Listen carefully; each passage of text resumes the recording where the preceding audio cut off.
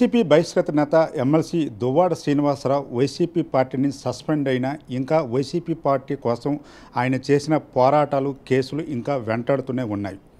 చంద్రబాబు నాయుడు పవన్ కళ్యాణ్కి నెలకి 50 కోట్లు ఇస్తున్నాడని, అందుకే పవన్ కళ్యాణ్ ప్రశ్నించడం లేదని గతంలో ఒక మీడియా ఛానల్లో మాట్లాడిన మాటలకు సంబంధించి శ్రీకాకుళం జిల్లా హిరమండలం పోలీస్ స్టేషన్లో ఎమ్మెల్సీ దువ్వాడ శ్రీనివాస్పై కేసు నమోదయ్యింది.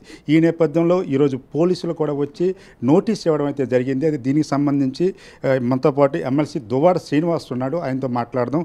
సార్, చూసుకుంటే వైసీపీ పార్టీ నుండి సస్పెండ్ అయినా సరే మీ కేసులు ఇంకా వెంటాడుతున్నవి. ఈరోజు అసలు ఏం కేసుకు సంబంధించి పోలీసులు ఏం నోటీస్ ఇచ్చారు? గడిచిన అసెంబ్లీ సమావేశాలు జరుగుతున్న సందర్భంగా అప్పుడు ఏంటంటే నేను కామెంట్ చేయటం జరిగింది. 50 కోట్ల రూపాయలు తీసుకొని మరి ప్రశ్నించడం మానేశారు పవన్ కళ్యాణ్ గారు. ప్రశ్నించడానికే రాజకీయాల్లోకి వచ్చానని చెప్పిన మీరు ఎందుకు సడన్గా ప్రశ్నించడం మానేశారు అని అన్నాను. దానిపైన చాలా కేసులు కట్టారని నాకు తెలిసింది రాష్ట్రంలో. అదేవిధంగా హిరమండలంలో కూడా కట్టారని ఈరోజు 41 నోటీస్, అంటే ఇప్పుడు బిఎన్ఎస్ఎస్ ప్రకారం 35 క్లాస్ 3 అవుతుంది. దాన్నే 41 నోటీస్ కింద పాత చట్టం ప్రకారం అది ఇచ్చారు, అందుకున్నాం. అంటే ఇప్పుడు నోటీస్ ఇవ్వడంలో ఏమైనా రాజకీయ కుట్ర ఉందంటారా? ఏంటి, ఏం జరుగుతుందో, ఏం చేయబోతున్నారో మరి నాకు తెలియదు.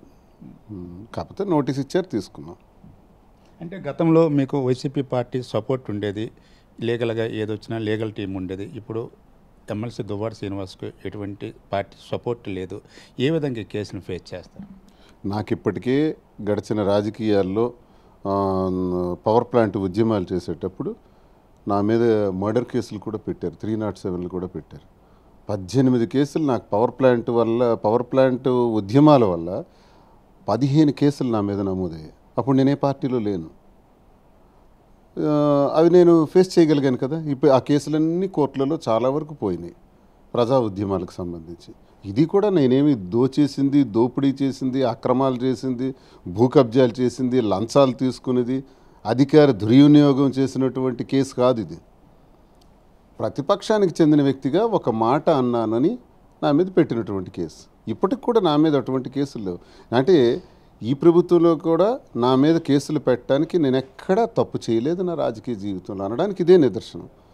ఆనాడు ఒంటరిగా పోరాటం చేస్తూ ఎలా అయితే ఎదుర్కొన్నానో ఇప్పుడు అలానే ఎదుర్కొంటాను. అప్పుడు నాకేం పార్టీ ఉంది? నేను పీఆర్పీని తీసుకెళ్ళి కాంగ్రెస్లో కలిపేసేటప్పుడు ఇండిపెండెంట్గా ఉండి ఉద్యమం చేశాను. ఉద్యమంలో ఇవన్నీ ఎదుర్కోవటం నాకు అలవాటే, నేను వ్యక్తిగతంగా ఎదుర్కొంటాను. ఈ మధ్య కాలంలో మీ ప్రధాన అనుచరుడు మాజీ ముఖ్యమంత్రి జగన్మోహన్ రెడ్డిని కలిసిన ఫోటో సోషల్ మీడియాలో కూడా హల్చల్ అవుతుంది. మీరే పంపించారని, మీరు కూడా తనతో పాటు ఉన్నారని ఊహాగానాలు అయితే వస్తున్నాయి. ఏమైనా జగన్మోహన్ రెడ్డి గారి టచ్లోనికి వెళ్ళారా?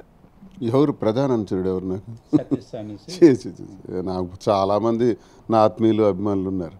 ప్రధాన అనుచరులు వీళ్ళకి పంపాల్సిన కర్మ నాకు లేదు. వెళ్తే నేనే డైరెక్ట్గా వెళ్తాను, నేనే కలుస్తాను. నాకు మీకు తెలుసు కదా, నాకు చాటుమాట రాజకీయాలు ఎప్పుడూ ఉండవు. స్ట్రైట్ ఫార్వర్డ్గా ఉంటుంది, ముక్కు సూటిగా ఉంటుంది. స్ట్రైట్గానే అందరికీ చెప్పేస్తాను. వచ్చి కుటుంబ వ్యవహారాలే ఎంత ట్రాన్స్పరెంట్గా చెప్పినండి, రాజకీయాలు ఎందుకు చెప్పను? దర్జా చెప్తా, నాకు ఏం జరగలేదు, నాకు సంబంధం లేదు. వాళ్ళ కలయికలకి నాకు సంబంధం లేదు. పార్టీ నుంచి సస్పెండ్ అయిన తర్వాత జిల్లాలో ఉన్న వైసీపీ ప్రధాన నాయకులను టార్గెట్ చేస్తూ మీరు మాట్లాడారు. అసలు గతంలో ఎందుకు మాట్లాడలేదు? పార్టీని సస్పెండ్ అయిన తర్వాత ఎందుకు మాట్లాడవలసి వచ్చింది? గతంలో కాదు, ఎప్పుడు నేను మాట్లాడాను. ఎప్పుడు కూడా అంటే మీరు అడిగినటువంటి ప్రశ్న ధర్మాన ప్రసాద్కు సంబంధించి. ధర్మాన ప్రసాద్తో నా యుద్ధం నేటికి 20-25 సంవత్సరాలుగా జరుగుతుంది.